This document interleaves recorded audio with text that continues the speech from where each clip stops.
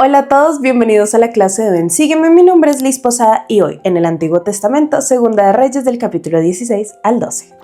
Bienvenidos una vez más a nuestro salón de clases. Durante varias semanas hemos visto repetirse la misma historia una y otra vez. Dios levantó profetas para invitar a su pueblo a volver a Él. Les hizo promesas, los bendijo cuando fueron fieles y los llamó al arrepentimiento cuando se alejaban. Sin embargo, rey tras rey, el pueblo fue poniendo su confianza en alianzas políticas, en ídolos y en su propia sabiduría, en lugar de confiar en el Señor. En Segunda de Reyes del 16 al 25 llegamos al desenlace de esa historia. Ya no estamos viendo una advertencia, sino las consecuencias de generaciones enteras decidiendo apartarse de Dios. Primero cae el reino del norte, Israel, después el reino del sur, Judá, y Jerusalén es sitiada o rodeada y el templo es destruido y gran parte del pueblo es llevado cautivo a Babilonia. Pero incluso en medio de esta tragedia, las escrituras no buscan simplemente contarnos el final de un reino. Quieren enseñarnos una verdad mucho más profunda. Dios nunca rompe sus convenios. Son las personas quienes deciden alejarse de Él. Y es precisamente allí donde comienza el relato del día de hoy.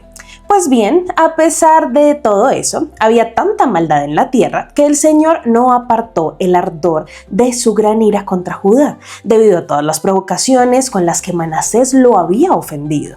Es triste pensar que aún después de un rey justo, el pueblo no pudo vencer generaciones enteras de maldad que ya se habían convertido básicamente en un hábito.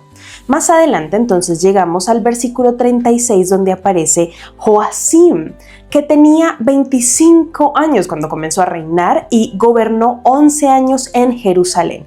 El versículo 35 resume nuevamente la historia.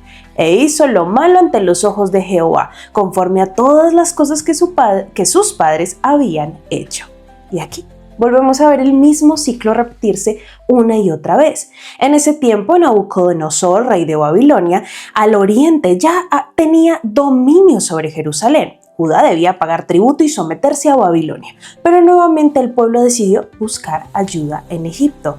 Es interesante notar que otra vez estaban mirando hacia Egipto en busca de salvación en lugar de mirar hacia Dios. Muy diferente a lo que había hecho el rey Ezequías en la época de Isaías, cuando buscó al Señor frente a la amenaza de los asirios. Ahora el panorama había cambiado. Babilonia había derrotado a Asiria y estaban conquistando todos los territorios que antes pertenecían a ese imperio. Su intención era controlar esas tierras y aprovechar todos sus recursos. Y así llegamos al capítulo 24, versículo 10, donde ocurre la primera deportación a Babilonia. Este primer grupo fue llevado cautivo alrededor de 597 a.C. Si lo piensan, eso significa que Ley ya llevaba aproximadamente 3 años fuera de Jerusalén cuando ocurrió esta primera deportación. Entre los cautivos iban el rey, los líderes y los hombres adinerados, los artesanos y los comerciantes. De hecho, si Ley hubiera permanecido en Jerusalén, muy probablemente habría sido llevado cautivo a Babilonia. Ahora, también lo habrían sido Ismael, Zoram e incluso Labán. Veamos luego el versículo 17 que dice: el rey de Babilonia puso como rey en lugar de Joaquín a Matanías, su tío, y le cambió el nombre por el de Sedequías. Aquí aparece un nombre muy importante para quienes estudiamos el libro de Mormón. Este es el mismo rey Sedequías mencionado en los primeros versículos de Primer Nefi, cuando dice que Ley salió de Jerusalén en el primer año del reinado de Sedequías. ¿Recuerdan? Además, este Sedequías era el padre de Mulek, el mismo Mulek, cuyos descendientes llegarían a encontrarse siglos después con el pueblo del rey Mosía, cuando éste descendió de la tierra de Nefi hasta la de Zaraemla. Todas estas historias comienzan a conectarse entre sí y es algo maravilloso. Y algo interesante es que estas fechas pueden resultar un poco complicadas porque estamos comparando calendarios muy antiguos con nuestro calendario moderno, pero lo que sí sabemos es que el libro de Mormón comienza durante el primer año del reinado de Sedequías, quien fue colocado en el trono por Nabucodonosor. como esta clase de rey sometido a Babilonia después de esa primera deportación. Y uno pensaría que después de ver a tantos compatriotas llevados cautivos, el pueblo finalmente escucharía a sus profetas y tal vez hasta llegarían a pensar, bueno, hemos perdido a muchísimas personas, quizás hasta deberíamos arrepentirnos. Pero no fue así. Seguían convencidos de que Jerusalén jamás caería. Y es increíble lo fácil que nos resulta como seres humanos distraernos con las preocupaciones cotidianas y dejar de escuchar el claro llamado del Señor. Confíen en mí para que yo pueda salvarlos. Sedequías tenía 21 años cuando comenzó a reinar y gobernó durante 11 años. Y finalmente Jerusalén cayó por completo. El sitio definitivo comenzó alrededor del año 587 a.C. y terminó en 586 a.C., cuando la ciudad fue destruida y Sedequías fue llevado cautivo a Babilonia. Así que es interesante pensar que comenzó a reinar a los 21 años y fue capturado aproximadamente a los 31 o 32 años. Durante esa tragedia, todos sus hijos fueron ejecutados. Sin embargo, hay un hijo que la Biblia no menciona, cuya historia conocemos gracias al libro de Mormón, y ese es Mulek. Al parecer él logró escapar de Jerusalén y fue llevado al continente americano. Es interesante porque la palabra hebrea para rey es Melec, y Sedequías era el rey, y uno de sus hijos destinados quizá a ser el siguiente rey llevaba el nombre de Mulek, que podría entenderse como pequeño rey. Probablemente era apenas un niño o un joven, tal vez adolescente, cuando salió de Jerusalén rumbo a este nuevo mundo. Y son conexiones realmente fascinantes entre el final de la historia del Antiguo Testamento y el comienzo de la historia del libro de Mormón. Y la realidad es que los escritores bíblicos quieren ayudarnos a reconocer un patrón constante.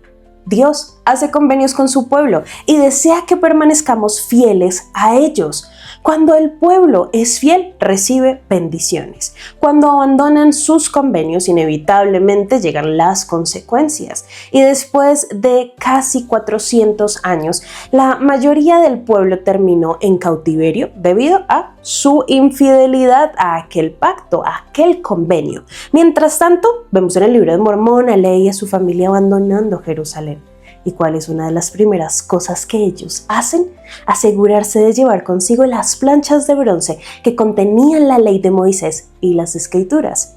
En este nuevo mundo su historia continuaría por casi 1000 años más hasta llegar a dos grandes compiladores, Mormón y Moroni. Ellos reunieron, como recordamos, estos registros para enseñarnos una vez más la misma lección. ¿Qué sucede cuando el pueblo de Dios permanece fiel? ¿Y qué sucede cuando él decide apartarse de Dios? Creo que Nefi comprendía perfectamente esta lección que estamos hablando hoy. Había visto durante generaciones las consecuencias de la infidelidad de su propio pueblo. Por eso deseaba enseñar constantemente a sus hijos y a sus descendientes: permanezcan fieles al Señor. No repitamos los errores de nuestros antepasados. Lamentablemente también vio en visión que con el tiempo su propio pueblo volvería a rechazar a Dios y confiarían más en el poder humano que en el del Señor. ¡Qué bendición es tener hoy todas estas escrituras! Ellas realmente testifican del poder, la bondad y el amor de Dios por sus hijos, tanto de este lado como del otro lado del velo. Así que la lección del día de hoy nos lleva a esto, a recordar que Dios cumple con sus convenios en tanto yo cumpla con los míos. Es interesante, queridos hermanos, que hoy estamos analizando una historia que se repite y cuando tú la estudies en tu casa vas a poder verlo. Pero lo importante de todo esto es poder ver el poder que las escrituras tienen y cómo nos refleja a nosotros día a día. A mí en lo personal me encantan las enseñanzas del presidente Russell M. Nelson cuando nos recordó que la obra del Señor no se limita únicamente a los vivos, sino que también abarca a quienes están del otro lado del velo.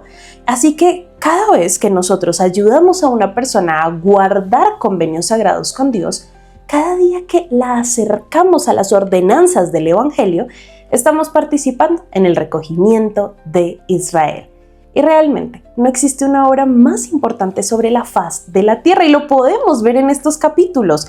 Qué privilegio es estudiar estas escrituras, descubrir nuestro lugar dentro de esta gran historia del convenio y participar en esta restauración continua guiado por revelación constante. Vivimos en una época realmente extraordinaria y el Señor nos permitió venir a la tierra en este tiempo para formar parte de su obra. Mis queridos hermanos y amigos, que siempre alabemos su nombre por su infinita bondad y por permitirnos participar en ella. El día de hoy sé y quiero compartirles que Cristo vive. Sé que nos ayudará mientras permanezcamos fieles a Él. Dejo este testimonio con ustedes en el nombre de Jesucristo. Amén. Y muy bien, mis queridos hermanos y hermanas y amigos, eso ha sido todo por nuestra clase de Ven, Sígueme Express.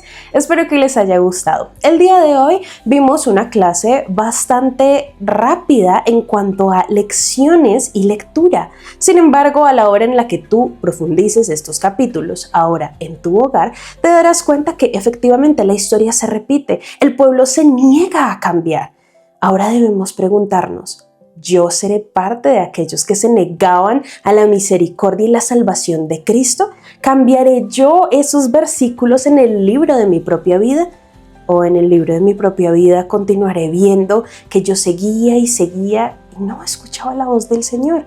Estas historias, aunque a veces repetitivas, nos dan una alerta enorme a nuestra mente, corazón y espíritu de que necesitamos hacer un cambio efectivo para que esos versículos siguientes y capítulos cambien drásticamente la manera en la que vivimos. Como siempre, no olvides seguirnos aquí en nuestro canal de More God. Tenemos contenidos para ti todos los días que edifican la fe. No siendo más, recuerda vivir este evangelio. Nadie dijo que sería fácil, pero gracias a Jesucristo no es imposible. Tú y yo nos vemos la próxima. Adiós. Este programa es una producción de More God. Suscríbete a nuestro canal y síguenos en todas nuestras redes sociales.